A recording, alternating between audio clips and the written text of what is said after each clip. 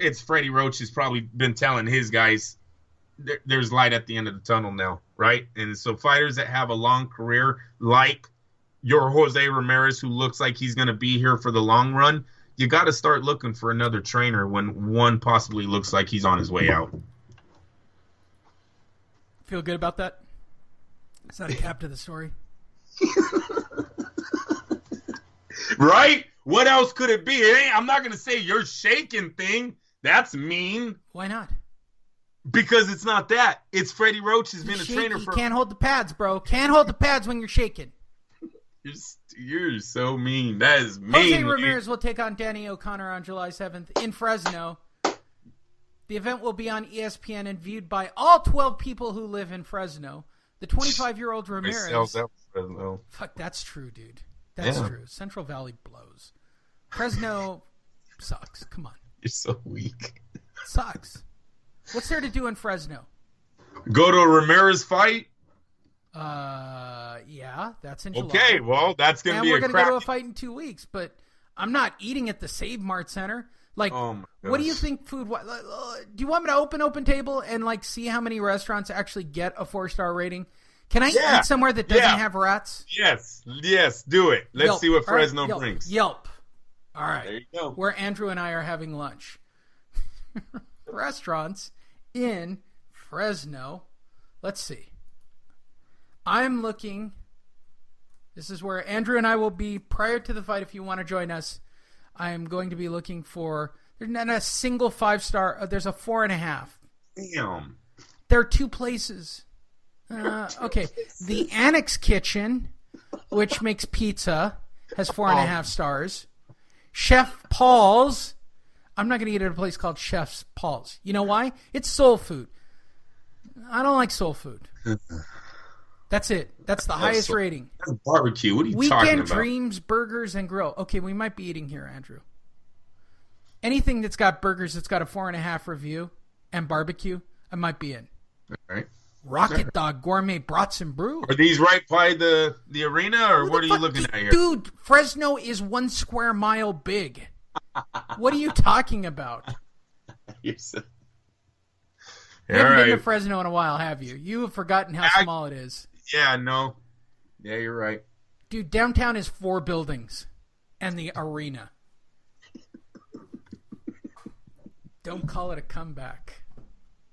I think we're having brat and brews. Do you want burgers or brat and brews? Oh, I'm going to go burgers. If there ain't a steak, I usually go steak. I eat steak. Yeah. Well, I'm on a keto diet. I'm cutting weight right now, so it doesn't matter to me. Protein I'm on is a diet too, but I still eat a steak with my salad. Yeah, no, steak and salad is cool. That's keto. Yeah. I'm down. Yep. All right, so Jose Ramirez is going to take on Danny O'Connor. And you're saying, but who is Danny O'Connor? You're right. Who is Danny O'Connor? Yeah. It's more about Ramirez. The 33-year-old Connor is 30-3 with 11 KOs. It's literally the least dangerous opponent that they could find for him to fight.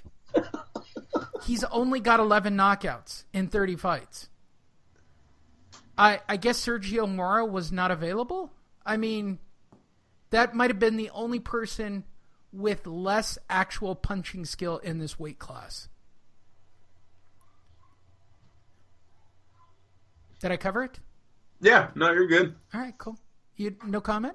He's still on the rise. I just like who Jose Ramirez is. He represents where he comes from. He wasn't scared. He's a bitch who got rid of a dude with Alzheimer's. What are you talking about? No, I believe it's Freddie Roach. By the way, we should all wear safety pins and unite. Hashtag free the Roach. Everybody's dropping Freddie Roach. We should be united in this. Free the Roach. Hashtag free the Roach. It might be time for Freddie Roach, though. We should all wear bobby pins or something. Okay, so there's like a straight pin for something. There are rubber bands for shit. Like, we need a free Roach movement thing. We could all just walk around and shake our heads violently. No? Garcia-Porter is close. Broner-Vargas rematch on tap, says the WBC. Yeah, you guys are funny.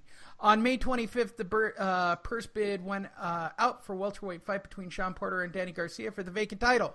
According to president and corrupt human being Mauricio Suleiman, The fighters are close to an agreement. Garcia and Porter are the highest-ranked available contenders to fight for the world title. The belt became vacant when Keith Thurman decided he no longer wanted to fight anymore. Thurman, in returning, would have to make back-to-back mandatory defenses, and there is still no indication if he's ever going to fight. Porter became the mandatory challenger after knocking out Andre Berto in 2017. Yes, a year ago. And Garcia became the second mandatory challenger after knocking out Brandon Rios in January. Half a year ago.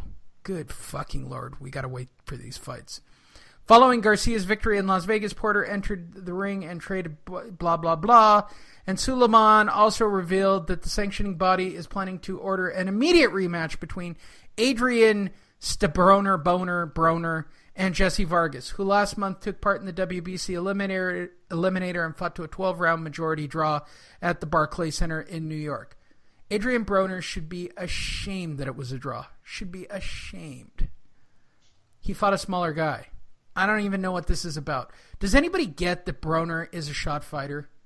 Like he's fighting shitty fighters to a draw. Try to get one. Yeah, he got a lot of views. I'm going to say this, and nobody's going to like this. Jesse Vargas is a shitty fighter. He's a shitty fighter. Lee, you weren't saying that after the fight. There you go, start ragging on him again. After the fight, you're like, I've been too hard on him, and now 2 weeks later, you're hard on him again. I'm back on him again. You're back on him again. I don't want to see the rematch. Do you? Yes, that was a great fight, bro. What was wrong with it? Look it. If they bring that as the undercard to a Garcia-Porter or vice versa, what is wrong with this card? Porter-Garcia, well, it's not attractive as far as legacy for WBC welterweight champions, because in my eyes, both of these guys are the lesser of the welterweight top fives, right? These guys are on the back burners already. So it's not a good vacant title match. But for that present day, for someone who's buying a fight ticket to go out, get entertained, Porter and Garcia are going to throw down. It just doesn't mean that either one of them are legends for doing it. It might be a classic fight for what they entertain us with.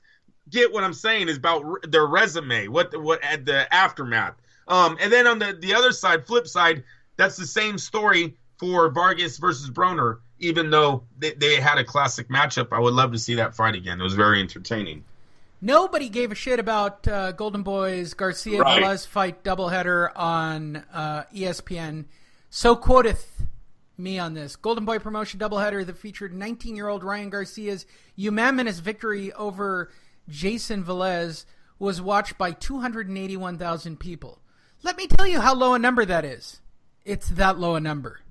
Yeah. The Garcia-Velez fight was televised on ESPN2. On Friday night. Garcia, who's now 15-0 with 13 knockouts in the 130-pound division, prospect from Victorville, California, went beyond 8 rounds for the first time in his career, actually since 2016. No, he has not done it as a pro. The show also featured Gary Spike I'm Not That White O'Sullivan scoring a technical knockout over Berlin Abreu. Great. It was bullshit. The card was bullshit. Hey, Lee, I got to ask you a question. Look, and I'm going to cover this for everybody who thought that this was supposed to go on after the weigh-ins on Friday in Vegas. Hey, Lee. And they thought that it actually could support its own strength, so they put it at StubHub. I got to ask you something. Yeah, go ahead.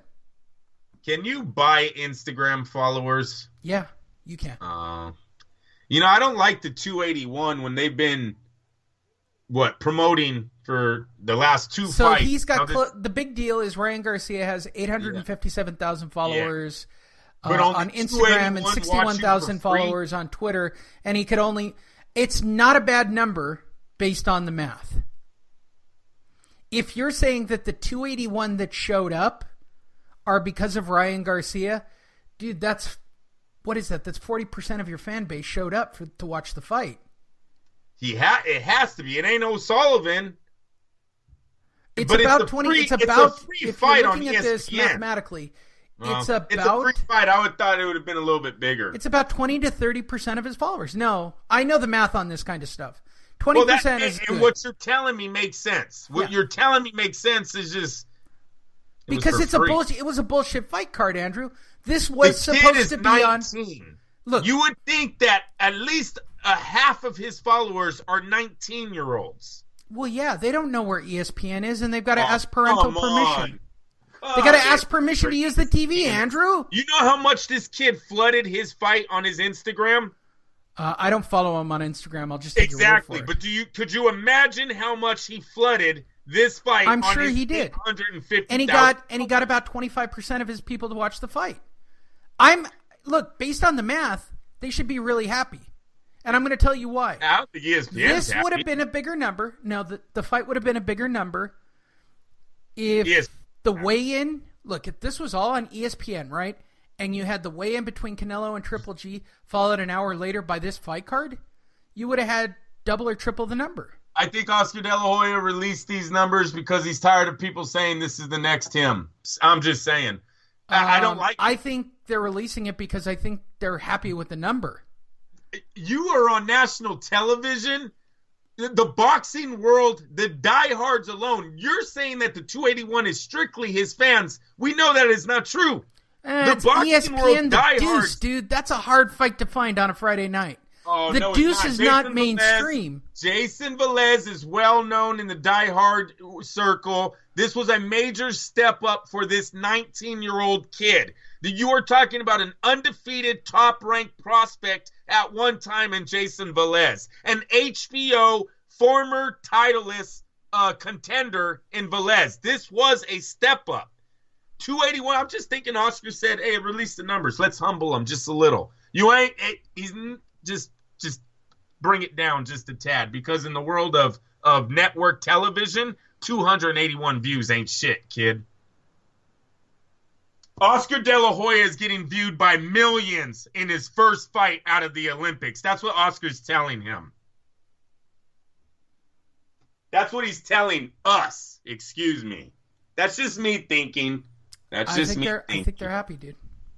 I don't think. I would like to know and I'd also like to know what ticket sales were for that fight at StubHub. They said it was 6,000 people there in attendance. It's better than he did at Turning Stone last night. It's better than what Triple G did, right? Yeah, pretty close. Golovkin. I know Triple G, they got views. Go ahead, you'll announce it. Yep, Golovkin, Matrosian, Cable's most watched boxing match of 2018. Viewers, this coming to us from Boxing Scene by Keith Eidick. Viewers weren't afforded much time, but that didn't stop them. 1.3 million of them turned to watch Gennady Golovkin's fight on Saturday night on HBO. Nielsen research released Tuesday showed a peak audience of 1.3 million viewers for the second round knockout of Hovhannisyan, which HBO televised from StubHub in Carson. They averaged about 1.2 million viewers through the entire telecast to the East Coast. These ratings made Golovkin-Hovhannisyan the most watched boxing match of cable television in 2018. That's higher than Deontay Wilder's 10th round knockout of Luis Ortiz. Gennady changes the dial, dude. That's what it's all about. And if you think about how big of a fight that Ortiz-Wilder really meant to the sport, right, isn't it sad that a step-in guy dominated your fight? No, because it's Gennady Golovkin. You know why? Because people think he's legitimate. And maybe Al Heyman isn't as big in the marketing thing as people like to give him credit for Floyd. Deontay's been a champion for a long time, Lee. Here's the thing. Real fight fans know the fact that Deontay has not fought anybody yet. No. He's just riding around the edge. That's fine. And I think everybody finds it even more bullshitty that he's not fighting the number one WBC guy that literally Eddie Hearn put into position, right? Yeah. Now they're making him fight Ortiz, Wyatt, Dylan Wyatt. Right. It's all bullshit. Yeah. You know why? Because that means he can hold on to the title any longer. When they were talking about making the fight, I knew they weren't going to make the fight, Andrew. I just knew it. There's no way Deontay or his people want to lose that title. They're going to do everything in their power not to take that fight, and they don't have to, because Mauricio Suleiman is singularly the most corrupt person, only replaced by his dad. Like, the family is brutally corrupt. The belt is brutally corrupt. I'm saying it. You could sue me. There's a history of the